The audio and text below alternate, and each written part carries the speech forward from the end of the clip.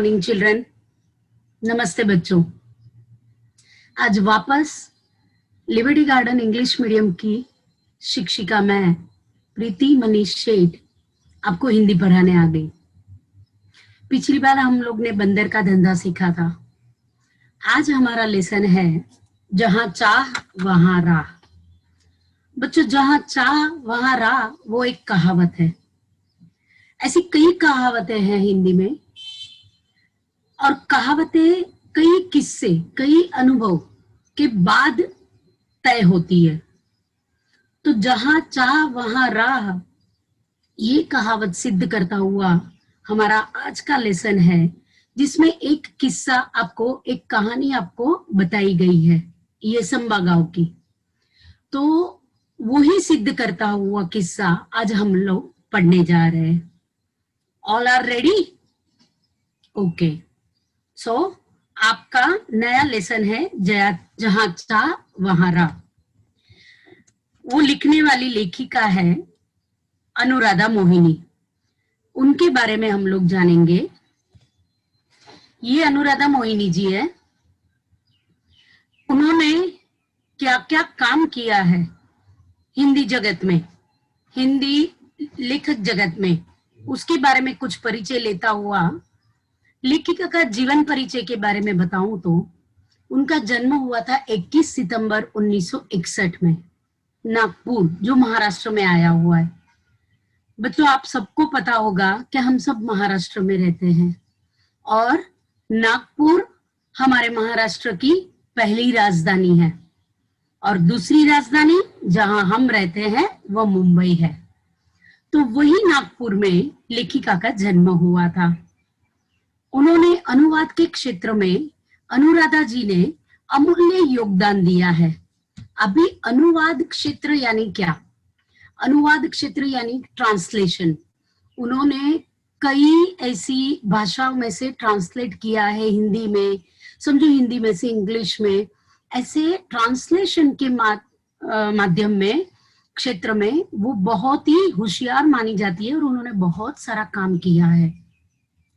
तथा आपने विविध पारिभाषिक कोशों की निर्मित में सहभाग दिया है। कोश किसे कहते हैं बच्चे? कोश यानी आप लोगों को डिक्शनरी मालूम होगा, इंग्लिश वर्ड, वो शब्दकोश है, वर्ड के बारे में माना जाता है। वैसे ही बड़े कोश होते हैं, एनसाइक्लोपीडिया जिसे इंग्लिश में कहते हैं। तो ऐसे बड़े बड़े कोश है वो पारिभाषिक यानी अलग अलग भाषाओं के, उसका निर्माण करना, वो बनाना, उसमें भी उन्होंने काम किया है।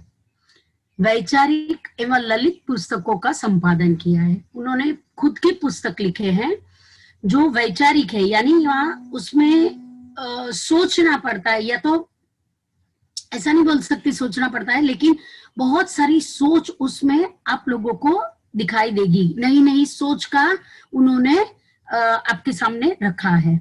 ऐसे ललित यानी अलग अलग पुस्तकों को उन्होंने बनाया है। आगे जाते हैं। अभी यह पाठ में उन्होंने क्या कहा है? प्रस्तुत कहानी में बताया गया है कि यदि मनुष्य के मन में किसी काम को करने की इच्छा हो तो वो बड़े से बड़ा काम भी सफलतापूर्वक कर लेता है। यानी बच्चों, आप लोगों को, आप अभी बढ़ते बच्चे हो, अब तक तो समझो छोटे बच्चे माने जाते थे, लेकिन आप अभी बढ़ते बच्चे हो। अभी आपको इतनी सोच आ गई है कि क्या सही है, क्या गलत है, क्या करना चाहिए, क्या नहीं करना चाहिए। तो आपकी उम्र के बच्चों को ये समझ में आए, इसीलिए ये लेसन आपकी पुस्तक में रखा गया है। कोई भी काम समझो, आपको ऐसा लगता है नहीं ये मैं तो छोटा हूं, मैं छोटी हूं, मुझे नहीं जमेगा, ऐसा होता नहीं है बेटा। कोई भी काम आपको मन लगा कर करो तो वो संपूर्ण होता ही है। हमें कहीं ना कहीं उसका रास्ता मिल ही जाता है। बस हमें एक ही काम करना है कि उसमें मन लगाना है। मन लगाओगे तो अपने आप आगे के रास्ते आप लोगों को समझ में आते जाएंगे। तो चलो आगे से पढ़ते हैं ये लेसन। ये संबा गांव की पाठशाला की घंटी बजी। धूधार बरसात हो रही थी। वर्षा के कारण प्रार्थना मैदान पर न होकर कक्षा में संपन्न हुई। उपस्थिति लेते हुए गुरुजी ने देखा कि आज कक्षा में बहुत कम विद्यार्थी है। आज इतने विद्यार्थियों को अनुपस्थिति रहने का कारण क्या है? उन्होंने विद्यार्थियों से पूछा। वही नाला गुरुजी, सबने एक स्वर में उत्तर दिया। देखो बच्चों, बहुत ज्यादा बारिश, अभी बारिश के दिन है, आपको भी पता है बहुत ज्यादा बारिश होती है तो क्या क्या कठिनाइयां हमारे सामने आती है, अलग अलग कठिनाइयां आती है। देखो, कोरोना के कारण आज हम लोग जूम पे पढ़ रहे हैं, लेकिन समझो जूम पे ना पढ़ रहे होते, स्कूल में रहते हैं, तो स्कूल में हमारी जो शुरू में प्रेयर होती है, प्रार्थना होती है, हम सब मिलके बाहर पैसेज में या ग्राउंड में करते हैं, बरोबर? तो ये स्कूल में, ये संबा गांव की पाठशाला जो है उसमें भी ऐसे ही होता था, लेकिन बारिश होने की वजह से सबने प्रार्थना की कक्ष में यानी अपने वर्ग में, अपने क्लास में। और प्रार्थना होने के बाद गुरुजी ने प्रेजेंटी लेनी शुरू की, उपस्थिति यानी प्रेजेंटी। तो प्रेजेंटी जब देखी कि बहुत कम विद्यार्थी है तो उन्होंने बच्चों को पूछा। देखो बच्चों, जब भी कोई इंसान या आदमी हम बोलते हैं और वो लिखा जाता है तो उन्हें अवतरण चिन्ह में भेजा जाता है। अवतरण चिन्ह आपको मैं दिखा रही हूँ, ये अवतरण चिन्ह है, दिख रहा है कर्सर से? हाँ, जो भी वाक्य बोला वो अवतरण चिन्ह से शुरू होता है और अवतरण चिन्ह से पूर्ण होता है। दूसरा, यहाँ क्वेश्चन मार्क है क्योंकि गुरुजी ने प्रश्न पूछा है, तो वो प्रश्न के जो सेंटेंस है वो जब हम बोलते हैं तो हमें भी प्रश्न की तरह ही बोलना चाहिए। समझो, यही वाक्य मैं ऐसे पढ़ूं, आज इतने विद्यार्थियों के अनुपस्थित रहने का कारण क्या है, बस, तो ये सादा वाक्य जैसा लग रहेगा। लेकिन जब भी हम कुछ पढ़ाई करते हैं, आपको भी पाठ पढ़ने का बहुत मौका आता है, टीचर के सामने, अफसर के सामने, घर में माँ बाप के सामने, जब भी आप लोग पढ़ते हो तो पढ़ाई का हमें इस तरह से करनी चाहिए कि सारे हमारे विराम चिन्ह को हम दूसरों को भी हमारी पढ़ाई के द्वारा समझा सके।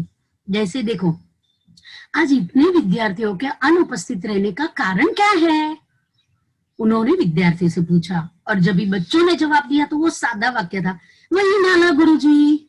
देखो, ठीक है, आगे बढ़ते हैं। ये संबा गांव के ठीक बीच से एक नाला बहता था। गांव की बस्ती नाले के एक तरफ थी, पाठशाला और खेत दूसरी तरफ थे। बरसात के दिनों में नाले में कई बार 4 से 5 फीट तक पानी भर जाता था। बच्चों, अभी ये संबा गांव का चित्र आप लोगों के सामने मैंने रखा है, वैसे आपकी पुस्तक में भी है। बरोबर बीच में नाला बहता है और एक तरफ बस्ती यानी लोग जहां बसते हैं, जहां रहते हैं, वहां वैसा एरिया, तो वहां पे एक तरफ थी, और नाला फांद के क्रॉस करके उसे दूसरी तरफ जाना पड़ता था। किस चीज के लिए? स्कूल में, तो स्कूल दूसरी तरफ थी और वहां पे खेत भी थे। तो जो गांव में रहते थे लोग, जो खेती बाड़ी करते थे, उन्हें भी ये नाला लांद के जाना पड़ता था। लांदना यानी क्रॉस करना, बरोबर है?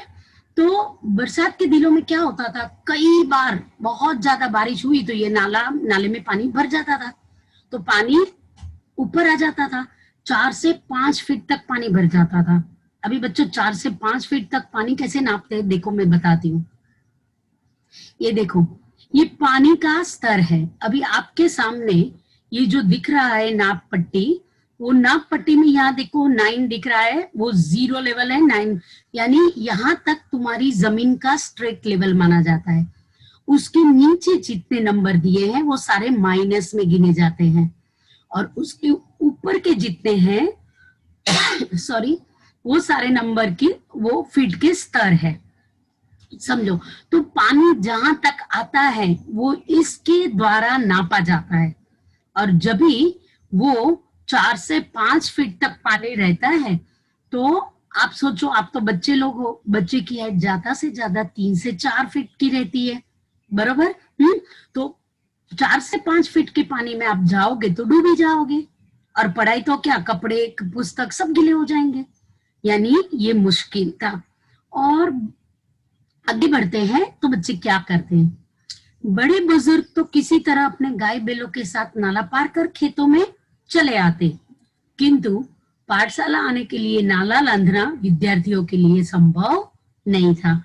तो बड़े बुजुर्ग देखो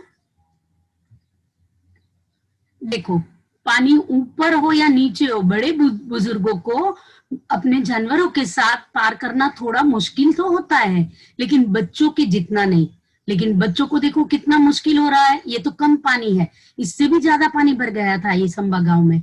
तो समझ में आया कि उनको लांदना मुश्किल था। समझे आप? चलो आगे बढ़ते हैं। जब जब जोरों की बारिश होती, उस दिन कक्षा में विद्यार्थियों की उपस्थिति पर असर पड़ता। देखो बच्चों, असर पड़ना यानी उसका नतीजा अलग आना। अभी मैं ऐसा बोलती हूँ कि तुम लोग ना बातें मत करो, पढ़ाई के टाइम बातें करोगे तो उस पे तुम्हारी पढ़ाई पे असर पड़ेगा। असर पड़ेगा यानी क्योंकि तुम्हारा ध्यान पढ़ाई में नहीं है, बातों में है, तो जो पढ़ाई हो रही है उसमें ध्यान नहीं है तो आपको नहीं समझेगा।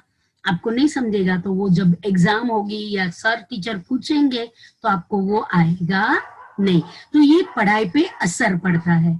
समझ में आया असर पड़ना? तो जोरों की बारिश जब होती थी तो तभी तभी ये संबा गांव में हमेशा बच्चों की उपस्थिति पे असर पड़ता था। अनेक बार विद्यार्थी पूरे सप्ताह पाठशाला नहीं जा पाते। कभी कभी तो ऐसा होता था कि बारिश ज्यादा होने के कारण कई दिन अगर बारिश हुई तो कई दिन बारिश में बच्चों को 8-8 दिन भी जाना नहीं मिलता था। इसके चलते गांव में बरसात, नाले में भरा पानी, पाठशाला से छुट्टी, ये सब बाकी यही कहानी, यह गीत गांव में प्रचलित हो गया था।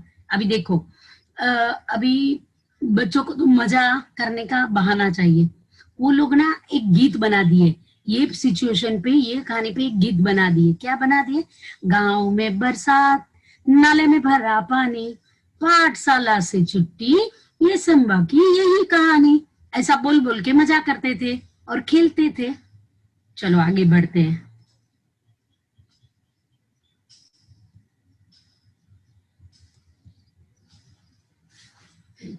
पाठशाला में अनुपस्थिति का विद्यार्थियों की पढ़ाई पर बहुत बुरा प्रभाव पड़ा।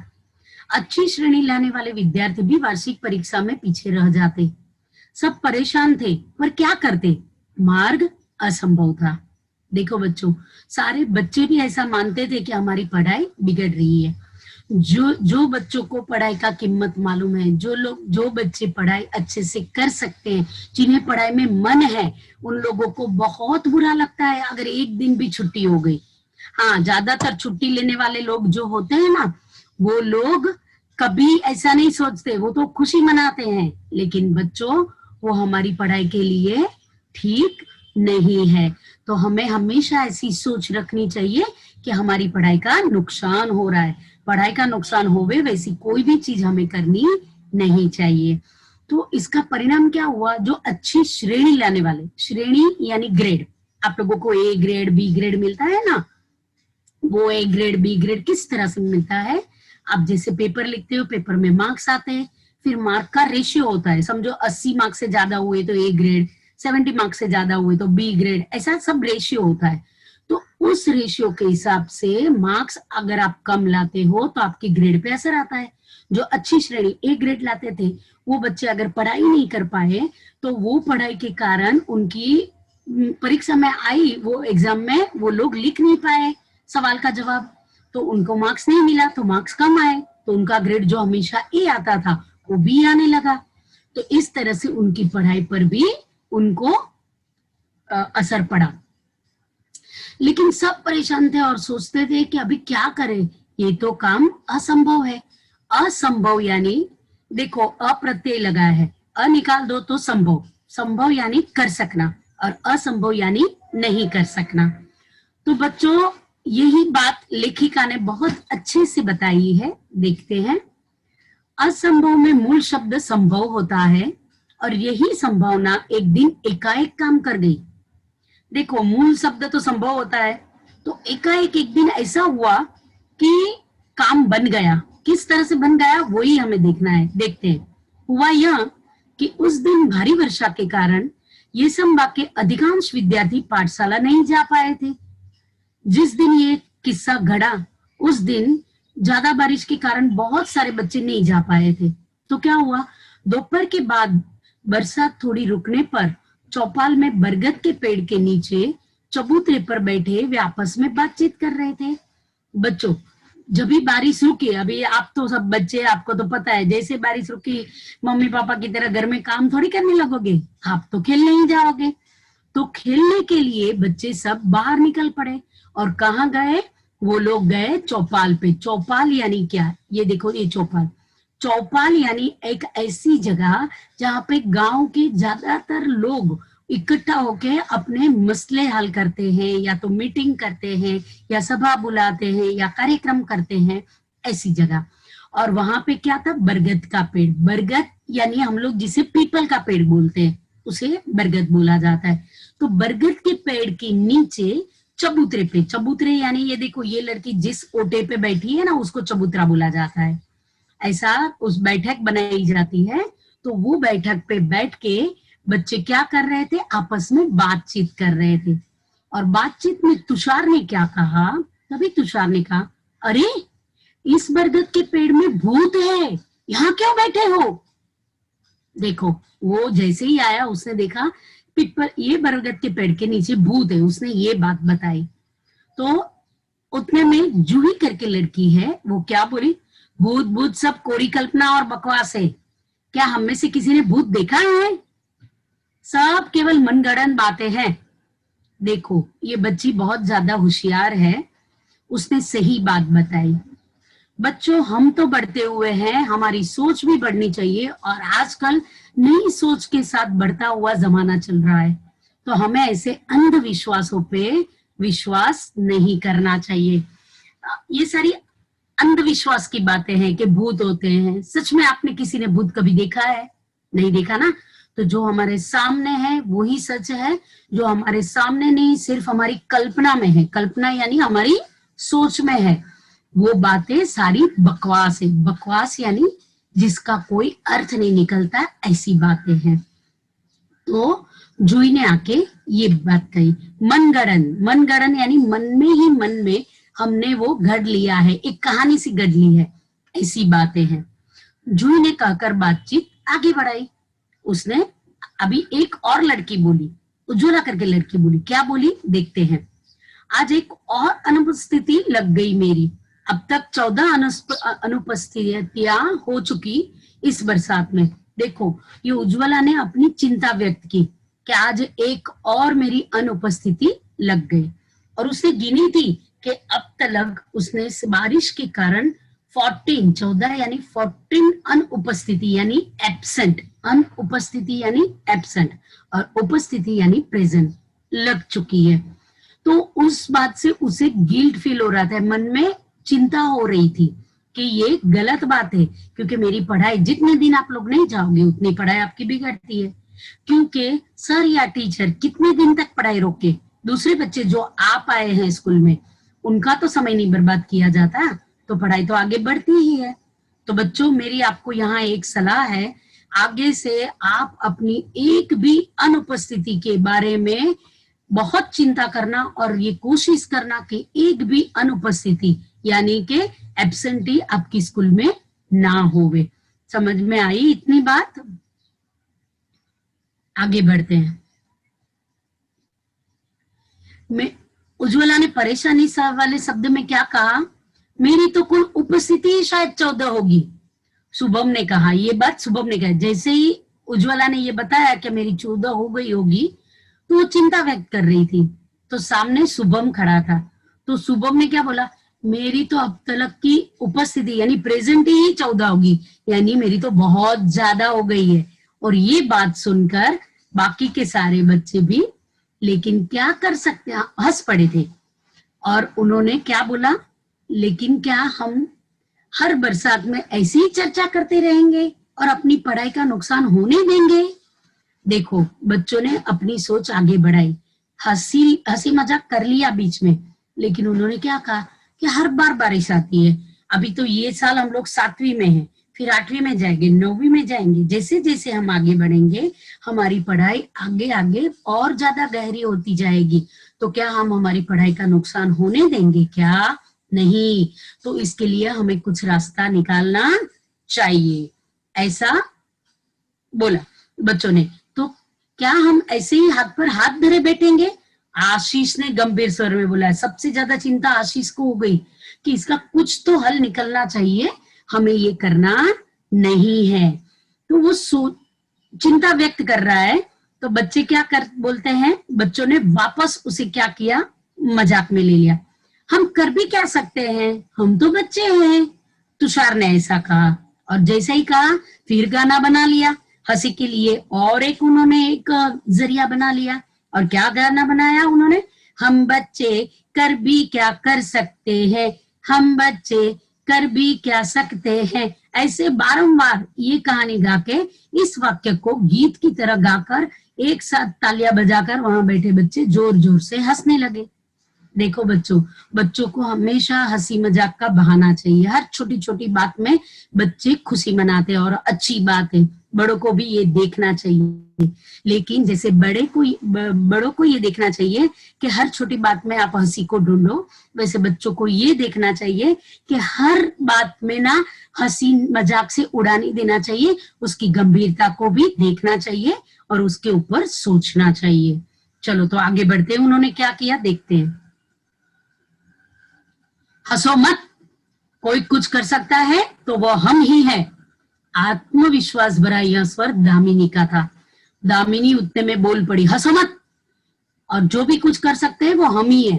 वो आत्मविश्वास यानी कॉन्फिडेंस, उसे पता था हम कुछ कर ही पाएंगे, जरूर करेंगे ऐसा। तो उसने क्या बोला, हर समस्या का निदान संभव है। ये बात तो उसने बहुत सही कही। मैंने आपको पहले भी बोला, कोई भी ऐसी बात या समस्या परेशानी, देखो बच्चों, जो चीज आपको परेशान करती है, समझो दूसरों के लिए परेशानी ना भी हो, वो उसे परेशानी ना भी माने, तो ऐसी कई बातें ऐसी होती है जो हमारे सामने ऐसी परिस्थितियां आती है जो हमारे लिए समस्या रूप होती है, हमें परेशानी पैदा करती है। तो ऐसी छोटी छोटी या कोई भी बड़ी परेशानियों से हमें डरना नहीं चाहिए, हमें डट के उसका सामना करना चाहिए। बस उस समय हमें क्या करना है, उसके ऊपर सोच करनी है, हमें ध्यान लगाना है कि हम क्या कर सकते हैं। तो इसके लिए आत्मविश्वास होना बहुत जरूरी है। अगर आत्मविश्वास तुम्हारा डग गया, हिल गया, तो तुम आगे बढ़ पाओगे नहीं। कई बड़े लोग तो ऐसी छोटी छोटी बातों पे अपना आत्मविश्वास गंवा देते हैं और जो रास्ता नहीं अपनाना चाहिए ऐसे गलत रास्तों पे चले जाते हैं।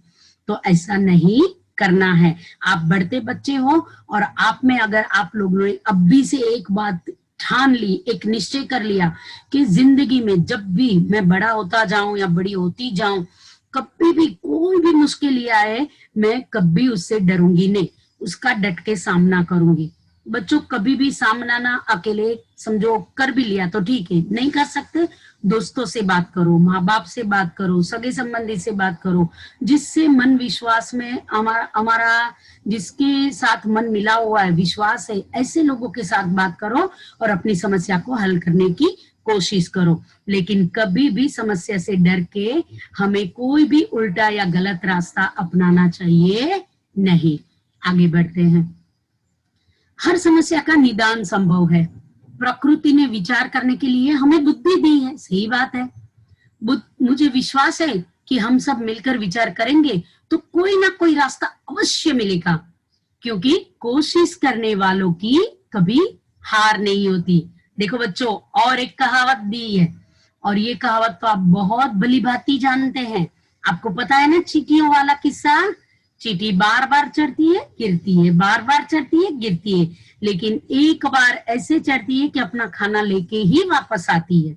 तो उसी तरह कोशिश करने वालों की कभी हार नहीं होती, ऐसा दामिनी ने कहा। और यह बातों से, दामिनी की बातों ने बातचीत का माहौल ही बदल दिया। जो सब खेल में हंसी में उड़ा के हंसने लगे थे ना बच्चे, सब सोचने लग गए, एकदम माहौल बदल गया कि हाँ भाई, बात तो सही है, हमें इसके लिए कुछ करना पड़ेगा।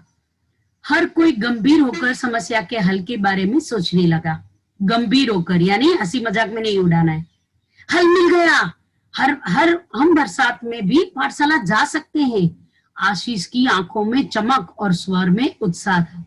देखो, पहले आशीष ही चिंता था, वो ही चिंता किया था कि क्या हमको यही भुगतना पड़ेगा हर साल। आज उसी को हल मिल गया। उसने बहुत गंभीरता से सोचा और उसको ये हल मिल गया कि हम लोग इसको, ये हमारी समस्या को कैसे सॉल्व कर सकते हैं। तो उसने क्या सोचा वो देखते हैं।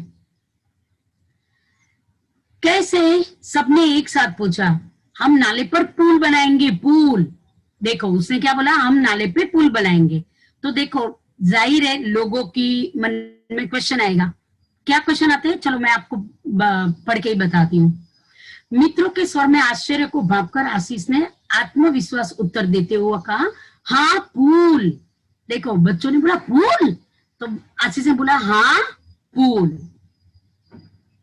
विज्ञान की पुस्तक में हम सब ने पुल की जानकारी पढ़ी है। हम सब भी शहर गए हैं, सॉरी हम जब भी कभी शहर गए हैं, बड़े बड़े पुल देखे भी हैं। अंतर्जाल से हम जानकारी भी प्राप्त कर सकते हैं। देखो उसने क्या बोला कि हम लोग ने साइंस की बुक में, देखो बच्चे साइंस की बुक में जो पढ़ चुके हैं ना वो दोहरा रहे हैं। तो उन्होंने देखा कि पुल कैसे बनाना हमें बुक्स में बताया गया है। और साथ में जब भी कभी समझो शहर जाना हुआ या टीवी में या पिक्चर में, हम लोग ने कई बार बड़े बड़े पुल देखे हैं, ब्रिज देखे हैं। और ये भी ना हुआ तो अंतर्जाल, अंतर्जाल यानी इंटरनेट, इंटरनेट से हम लोग जानकारी भी प्राप्त कर सकते हैं पुल बनाने की। गांव का नाला बहुत ज्यादा चौड़ा नहीं है, चौड़ा यानी इतना लंबा नहीं है कि हम लोग चौड़ा और लंबा, लंबा यानी बहता हुआ एक और से दूसरी ओर, वो तो हम लोग नहीं। हमारे यहाँ बीच में जितना पड़ता है एक जगह से दूसरी जगह जाने के लिए जितना चौड़ा है वो ज्यादा नहीं है। तो बच्चों ने अंदाजा लगाया हमें लगभग 10 फीट का पुल बनाना होगा। अभी ये बात बच्चों ने मन में ठान तो ली, फिर जाके गांव में जाके सबके मुंह में वो लोग बोलते गए। पुल बनाने का यह विचार जंगल की आग की तरह येसंबा गांव में फैल गया। जंगल की आग की तरह फैलना यानी क्या बच्चों, जंगल में आजू बाजू में सब जगह पेड़ पौधे रहते हैं, और कभी भी वहां पे समझो आग गलती से भी लग गई तो सारी लकड़ियां ही है, और हवा के कारण वो आग की लपटे एक पेड़ से दूसरे पेड़, दूसरे से तीसरे, इस तरह से फटाफट फैलती है और जंगल में पूरे जंगल को आग वाला कर देती है। हाँ, तो इस तरह से जैसे जंगल में फटाफट आग फैलती है, वैसे पुल बनाने की बात पूरे येसंबा गांव में फैल गई। हर व्यक्ति इस विचार और विद्यार्थियों के हौसले की प्रशंसा कर रहा था। जो जो सुनता था वो सब लोग ये सोचते थे। देखो सब बच्चों ने ना क्या करी, अपनी टीम बना के अलग अलग जगह पे बात बना दी और सबको बता दिया कि हम लोग इसके लिए क्या कर सकते हैं।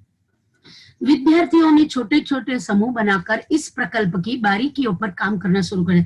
देखो उन्होंने छोटे छोटे ग्रुप बना दिए, छोटे छोटे समूह यानी छोटे छोटे ग्रुप, सबको बांट दिया। देखो आपको क्या करना है, हमें पुल बनाने के लिए चंदा इकट्ठा करना है। दूसरे ग्रुप को क्या करना है, सारी जानकारी प्राप्त करनी। तीसरों को क्या करना है, ये हम लोग जहाँ पे सामान लाएंगे वो वो दुकानदारों से बात करनी है।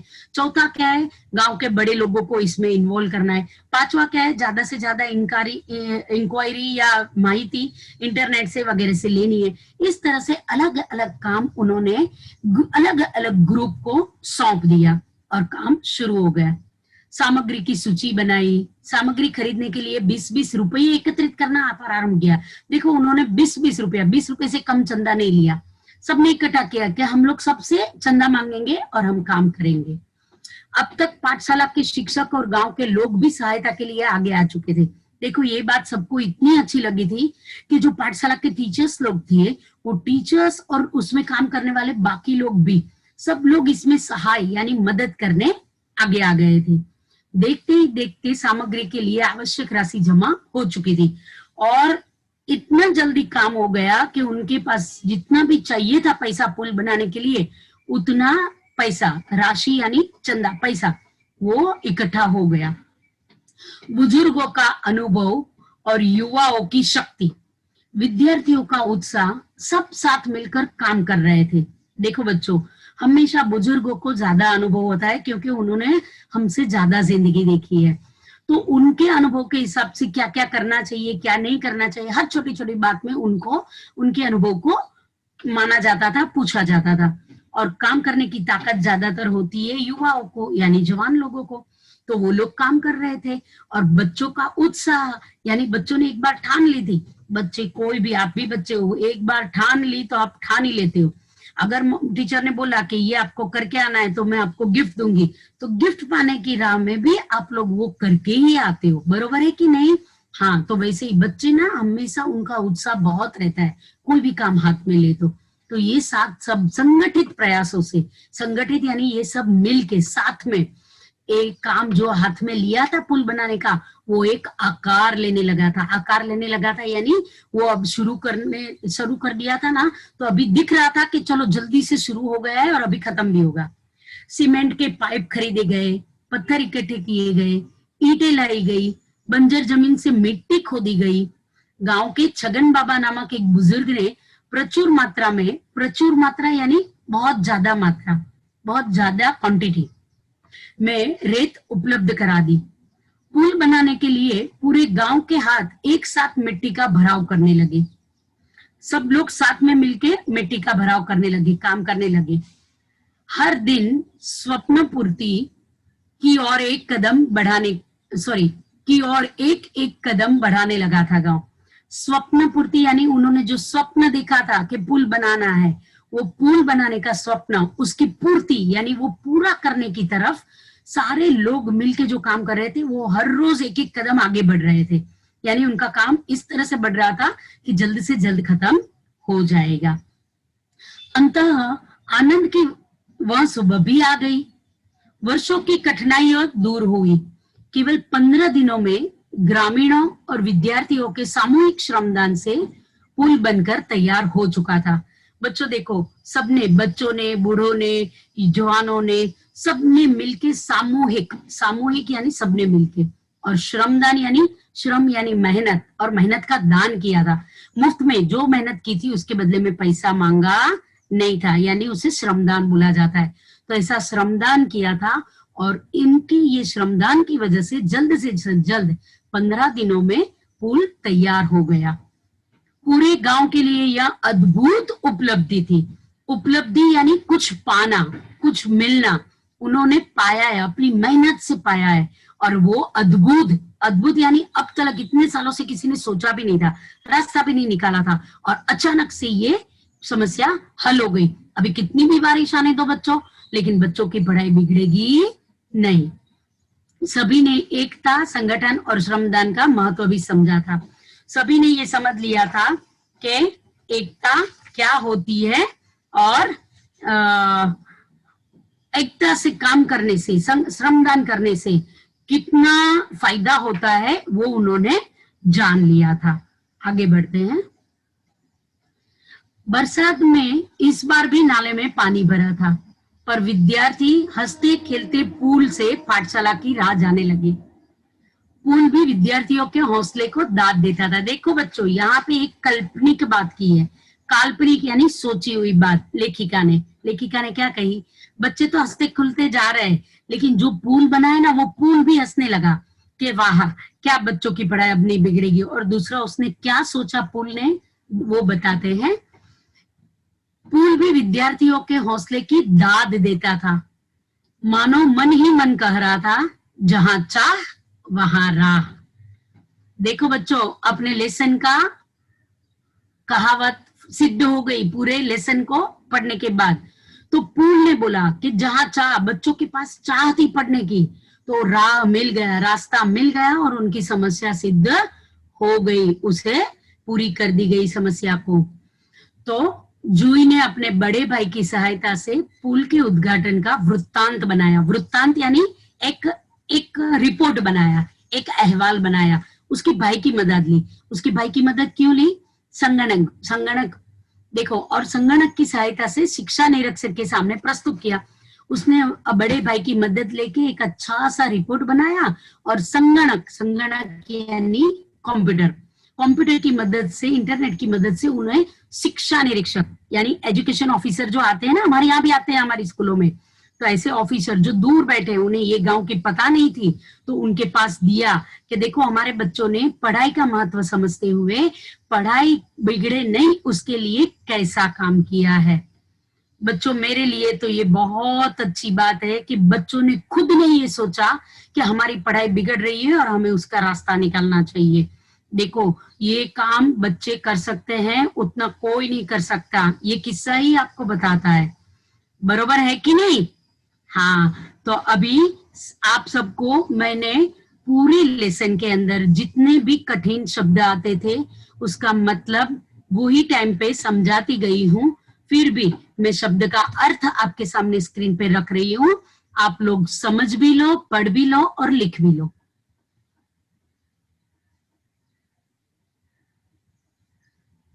लांदना यानी पार करना, असर यानी परिणाम, बकवास यानी व्यर्थ की बातें, व्यर्थ यानी काम की नहीं वैसी, मनगढ़ंत यानी मन से गढ़ा हुआ, मन में ही पैदा किया हम लोग ने ऐसा, निदान यानी समाधान, माहौल वातावरण, हल निराकरण, भापना यानी अंदाज लगाना, उपलब्धि यानी प्राप्ति, हौसला हिम्मत, राशि धन, प्रचुर यानी अधिक बहुत ज्यादा, धुआंधार यानी बड़े जोरों से। तो बच्चों आज का ये लेसन मैं आप लोगों का पढ़ाने का यहाँ पे माइक चालू करके और आगे बढ़ाती हूँ। अभी मैं आपको कुछ प्रश्न पूछूंगी जिसका आपको जवाब देना है, तो आप लोग मुझे उसका जवाब देने के लिए अपना माइक, सारे जवाब मत देना, म्यूट ऑफ करना और आप मुझे एक एक करके जवाब देना। मैं आपको पूछती हूँ, रेडी है बच्चों? कोई एक बच्चा माइक खोल के मुझे जवाब दो।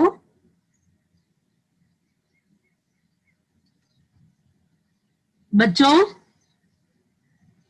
You all are ready? Madam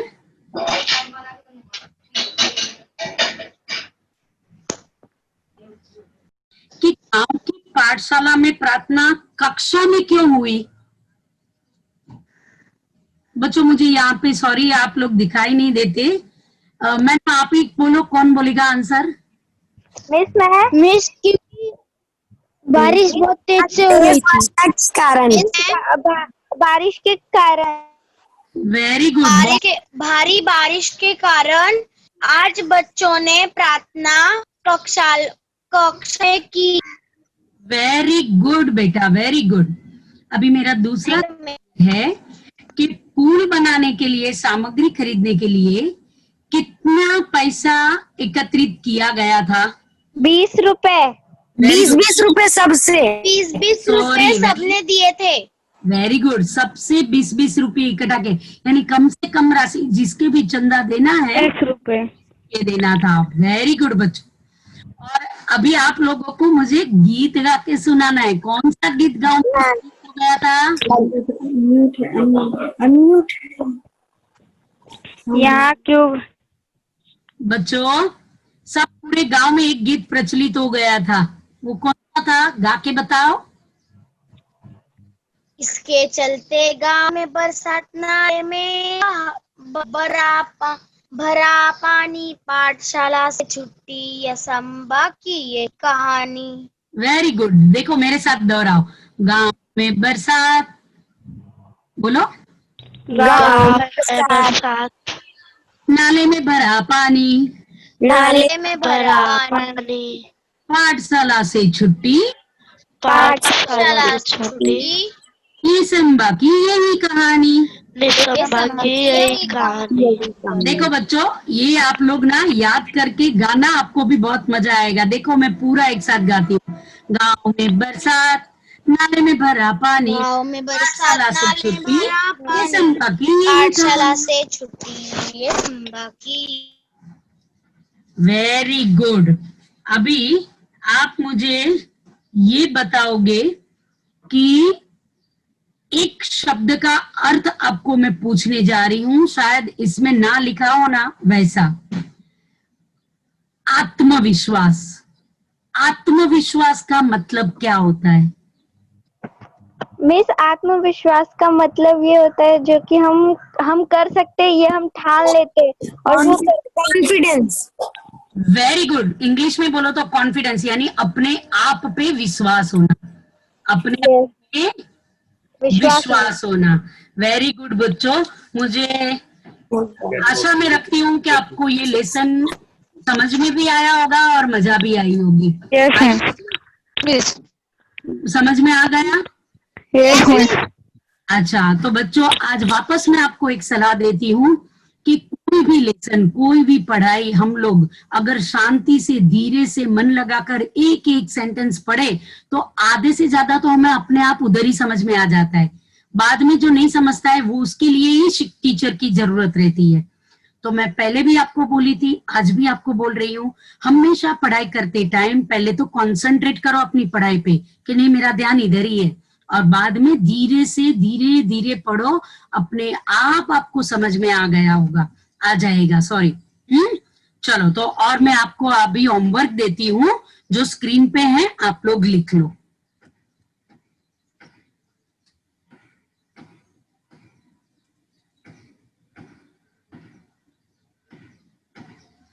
प्रश्न पहला है जिसका एक एक वाक्य में आपको जवाब लिखना है। सिर्फ सवाल लिख लो, जवाब बाद में लिखना। नाले के कारण येसंबा गांव कैसे बट गया था?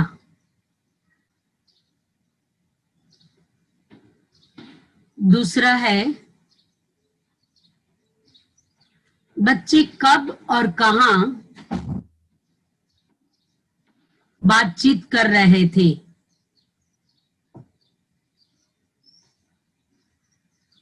तीसरा है गांव में जंगल की आग की तरह क्या फैल गया?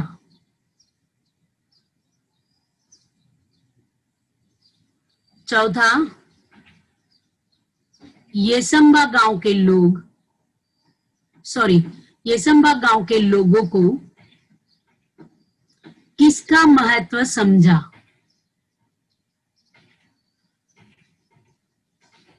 और पांचवा है जूही ने शिक्षा निरीक्षक को क्या प्रस्तुत किया और कैसे?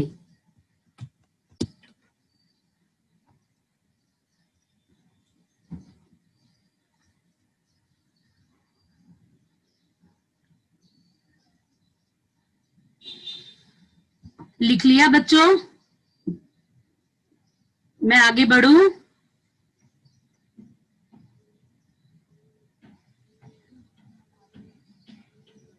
कोई एक बच्चा जिसने ज्यादातर लिख लिया है वो मुझे जरा जवाब दो।